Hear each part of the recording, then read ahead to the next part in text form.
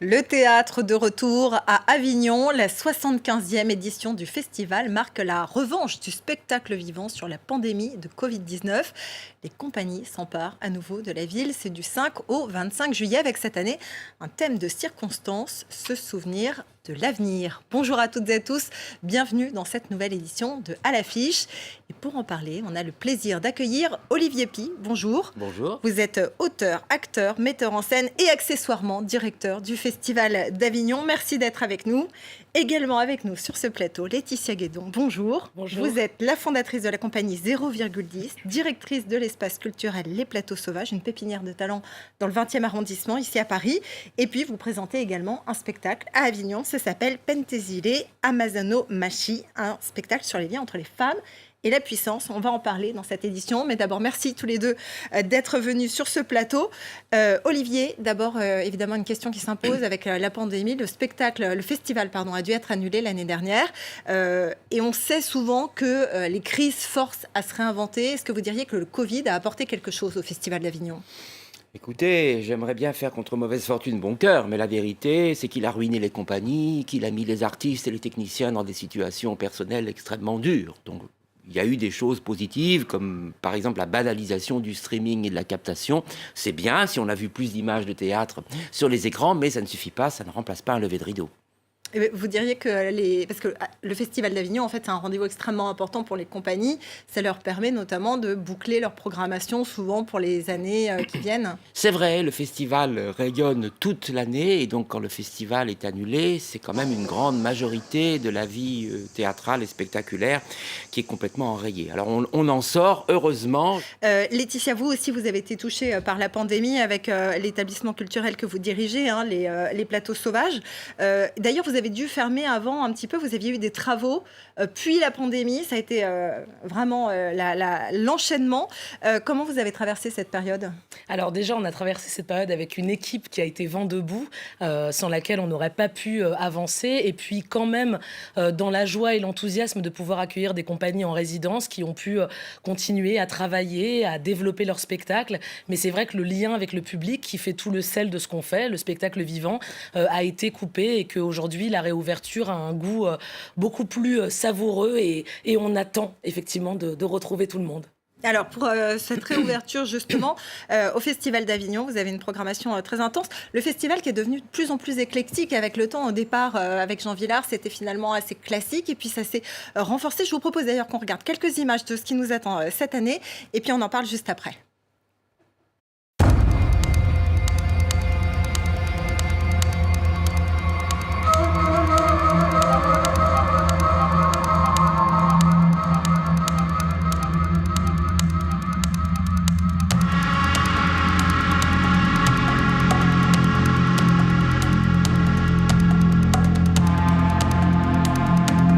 Olivier, qu'est-ce que vous pouvez nous dire sur cette programmation de cette année ? Alors nous avons choisi un thème qui est se souvenir de l'avenir.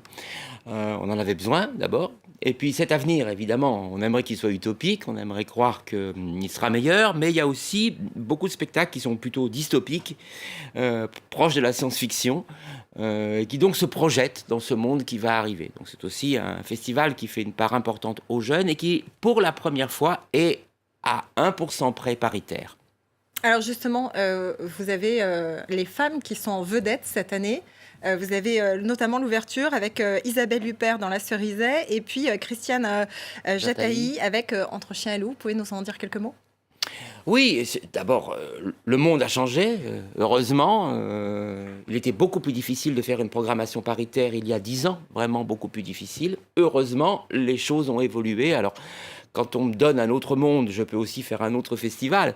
Et si on me donne un monde meilleur, je ferai peut-être un festival meilleur. Alors justement, Laetitia, vous avez un spectacle qui s'appelle Pentesile Amazonomachi. C'est un texte de Marie Delasserre et c'est une œuvre sur les liens qui unissent les femmes et la puissance. Est-ce que vous pouvez nous expliquer ?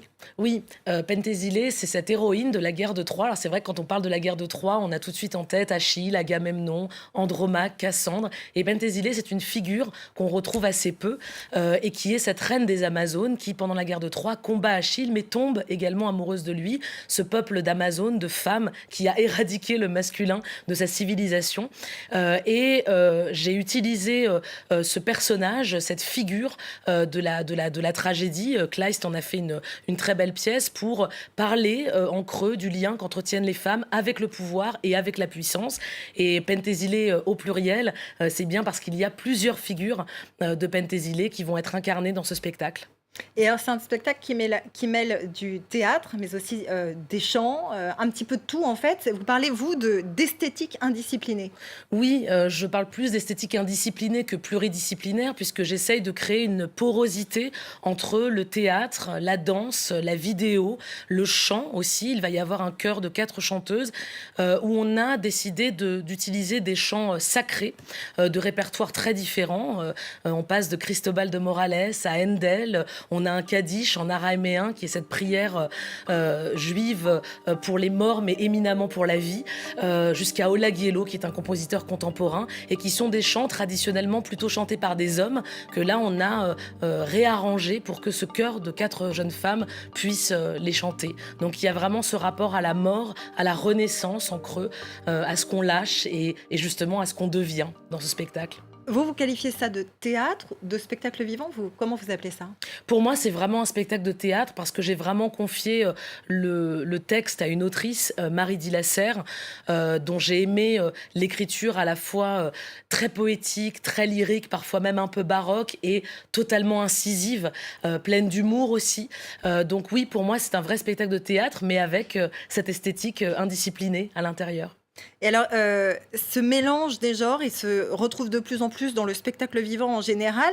D'ailleurs, vous, Olivier Py, à la tête du Festival d'Avignon, vous avez introduit de nouvelles choses. Et puis, notamment, le feuilleton, c'est une façon aussi pour vous de décliner la pièce que vous présentez, Hamlet à l'impératif. Oui, on peut dire que c'est un feuilleton, puisqu'on joue tous les jours à midi dans un très beau jardin, tout à fait ombragé.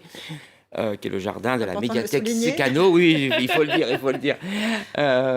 Et c'est un feuilleton gratuit, donc il n'y a qu'à venir. Donc c'est vrai que la dimension de théâtre populaire se retrouve très fortement dans ce spectacle. On a choisi la pièce la plus connue, du dramaturge le plus connu de tout le répertoire, à savoir Hamlet.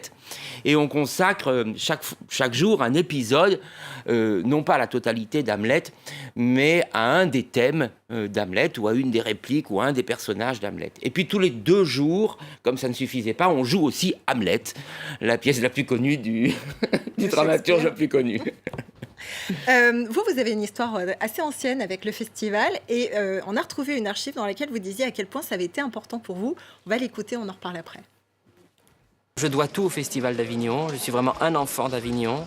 Villars est un personnage méconnu parce que trop connu. Le lieu même lui a soufflé à l'oreille une certaine idée du théâtre populaire, une certaine idée d'un lien entre le théâtre et la nation. Voilà, ça ce sont des images qui remontent à 2006, ça vous parle encore? Oui, bien sûr, je suis né à Avignon. Je ne serais pas là aujourd'hui, évidemment, s'il n'y avait pas eu Avignon. Je ne sais même pas si j'aurais continué dans ce métier s'il n'y avait pas eu Avignon.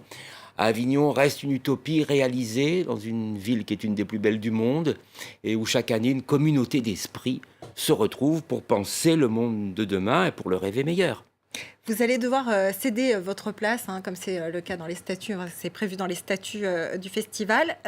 Et c'est très bien. Vous allez céder donc la place en septembre 2022. Quand vous regardez en arrière sur votre mandat, qu'est-ce que vous retenez et qu'est-ce qui vous inspire le plus de fierté? Le public. Évidemment, parce qu'on dit souvent que c'est un public élitiste ou élitaire ou je ne sais quoi, ou bourgeois ou parisien, tout ça est complètement faux. Il n'y a que les gens qui ne sont jamais allés à Avignon qui peuvent le dire. Donc la réussite d'avoir rendu ce public un peu plus jeune, de l'avoir métissé socialement, et puis de lui avoir fait découvrir bien sûr toutes ses œuvres, toutes ces rencontres. Vous savez, Villars voulait débaptiser le Festival d'Avignon et l'appeler Rencontre.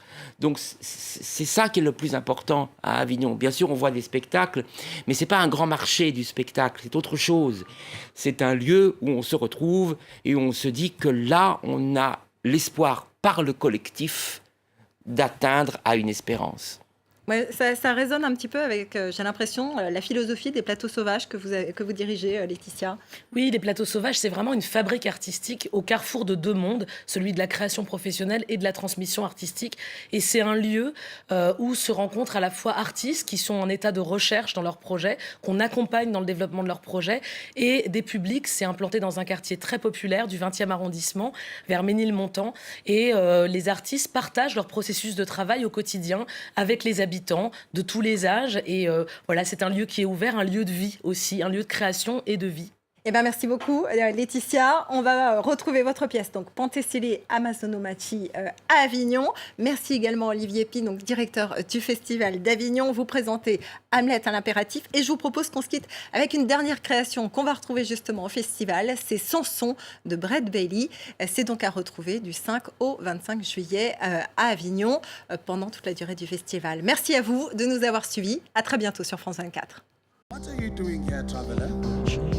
So far from home, stranger, in a stranger land. I am the last-born son of the sun, the final spark of irradiant people. I hold the bent bones of dignity in my fists, and the black wound gasps where our heart once sang. They say he'll be a savior, more like a loaded gun. Out of the earth comes something.